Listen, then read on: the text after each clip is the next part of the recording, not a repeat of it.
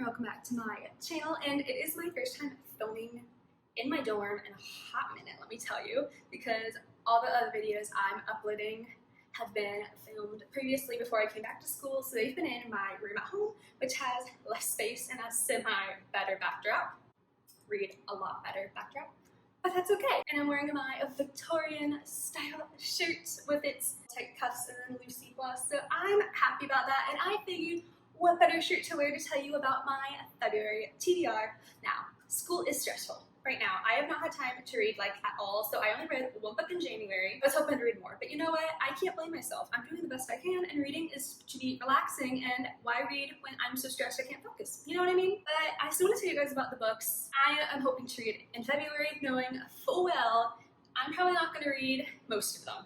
But I still want to tell you guys what they are, why I want to read them, and I think I'm going to save the really in-depth summaries, or like summaries, for the wrap-up. And I'm going to be better at filming wrap-ups this year, I promise, because I have like the back half of 2021 wrap-ups to film at some point, so stay tuned. They're all going to be in like one chunk, but I don't read as much as most people here on BookTube, so it's not going to be that bad. Okay, I went on a tangent, my bad. But yeah, so I just want to tell you guys what the books I'm hoping to read are and why I want to read them, that sort of thing. So it's going to be kind of a chill, laid-back video because it's Friday and I have the weekend and I just want to talk to you guys. So let's jump right into it. And of course, I do not have any of the books with me right now because I've not been home yet to pick up the ones I own physically. And if I don't own them physically, I haven't gotten them from the library or the ebook for it yet. So I'm just gonna have them all pop up here to say hello to you as I tell you why I want to read them. So first up, I have waited literally all year to read this because I think I got this around February last year and I knew I wanted to save it because February is my romance TBR for the most part. So like, I think the only books on here that are like fantasy has a very strong romance element to it. So yeah, February, what better way to celebrate living your single life than reading about people who are happy in books? You know what I mean? You know what I mean, because books bring happiness, and that is self-love. So what better way, and what better month to celebrate self-love than in February? Anyway, so the first book I want to read is The Soulmate Equation by Christina Lauren, everyone's favorite romance author duo. And honestly, hi, science major, so the idea of DNA predicting your soulmate with a test is just so fascinating, and I have heard really kind of polarizing reviews of this book. Some love it, some don't think it hit the bar, that kind of thing.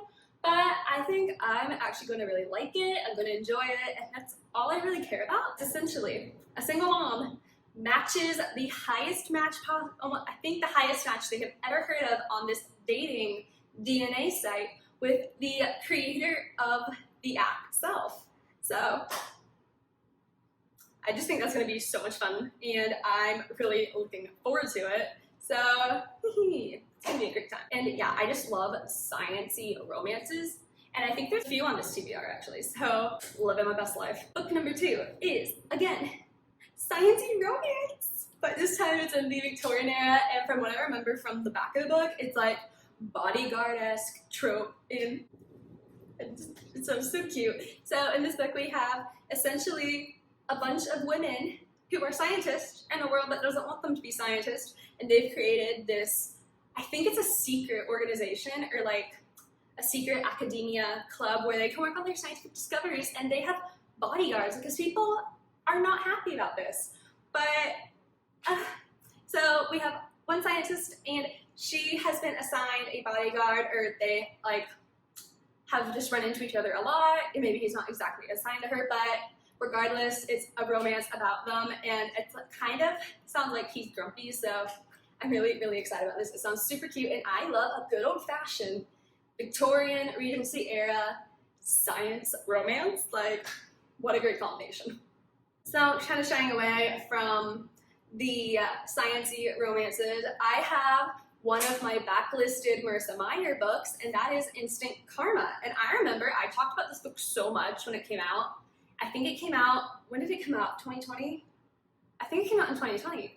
And I've just not had the chance to read it yet, but I remember this was like one of my most anticipated releases. I was counting down the days, and finally, I want to sit down and read it because I want to know how her first contemporary is going to go. And it does, of course, have a slight fantasy, magical realism aspect where she can control other people's karma. So she can like use her powers or her connection with karma to give people a good or bad day depending on how they've treated her or someone she cares about or what she's seen from them.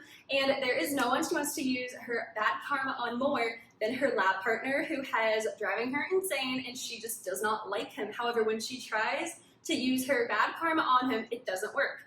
He seems to be immune to this karma. So honestly, I'm just really excited because, as we established, I love Marissa Meyer and I love her romances so much in her Lunar Chronicles and Renegades series. So I cannot wait to see how she does on a contemporary romance. And honestly, it just sounds really cute. I really like the concept and I'm excited to see how it plays out. And now, just because it's been a hot minute since I have brought this book to you guys' attention. Actually, no, it has, because I didn't put it, I filmed a December TBR, but by the time I finally got around to editing it, it was like December 30th or something, so there was literally no point in showing it to you guys. But what I'm hoping to read finally, because it's been on like 3 TBRs at this point, I feel like, is A Princess and Promises. This is the sequel to Of Curses and Kisses, and I read Of Curses and Kisses in February last year, so that's kind of my motivation to read this book, because there is a 3rd one coming out, and I really need to be caught up on the series when it comes out. But yeah, so this is essentially a Princess and the Frog retelling set in the same universe of the St. Rosetta Academy, which is like for the rich and the powerful to send their kids.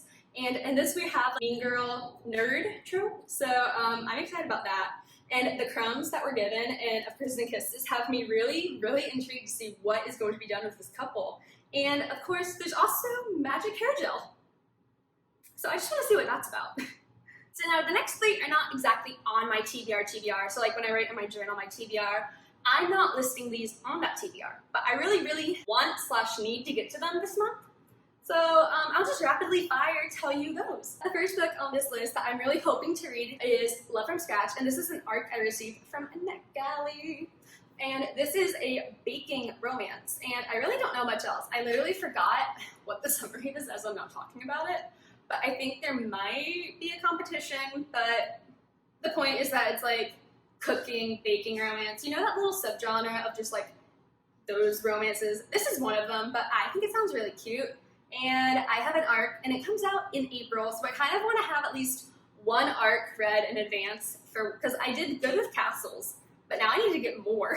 So yeah, really hoping I can get to this month just so I can get the review up before April. And I'm also just really excited to read it. I think it's going to be cute and fun and light, and that's what I need this month. And now, roll over from January, because it's a library book I have, but I didn't get to it in January because I wanted to read Six Strips and Cranes for a book club that Janine at the Story Ain't Over hosted, but school just kicked my butt. It happens, it's fine. But I did get it from my school library, so I'm hoping I can go ahead and read this because it sounds so amazing and everyone seems to be loving it, and I love Elizabeth Lim's writing style, so I'm really excited to see what she does with a Wild Swans retelling. So in this we have a princess who has a forbidden magic, and when it's exposed, her evil stepmother turns her brothers into cranes, and if the princess breathes a word of it to anyone, for each word she speaks, a brother will die. So now we have her, some dragons, and the betrothed, she revealed her magic to escape, going on this quest to save her brothers,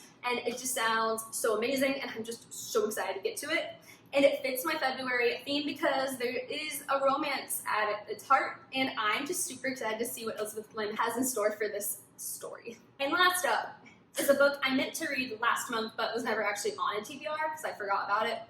And honestly, if I can't get to it, I'm just going to go ahead and buy the book, that kind of thing, because this is one of the first ARCs I ever received, if not the first ARC I ever received. And that is One for All, and on Twitter, it has been literally sweeping everyone away. I've not heard about it on BookTube too much, but this is a gender-bent, disability rep, own voices, Musketeers retelling. And there's girls in swords and ball gowns and friendship and found family, and it just sounds so good. And I don't want to butcher this summary, but if you have not heard about this book yet, go check it out on Goodreads because it sounds absolutely fantastic, and I really sincerely hope I have time to squeeze it in this month because it sounds like everything I have ever wanted.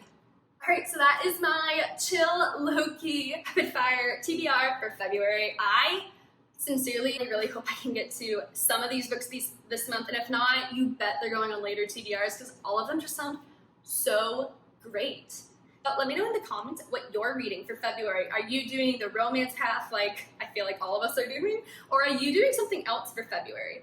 I know that Fabo Feb is kicking off this month, so if you're participating in that, let me know, or any other readathons you're doing, or just what do you want to read in general? I would love to hear. And so yeah, chat with me in the comments. And if you like this video, please hit the like, subscribe button. I'd love to have you join my little bookish community here. And if you want to find me outside my social medias, are linked below. Until next time, I'm Kay. Thank you so much for watching, and I'll see you soon. Bye!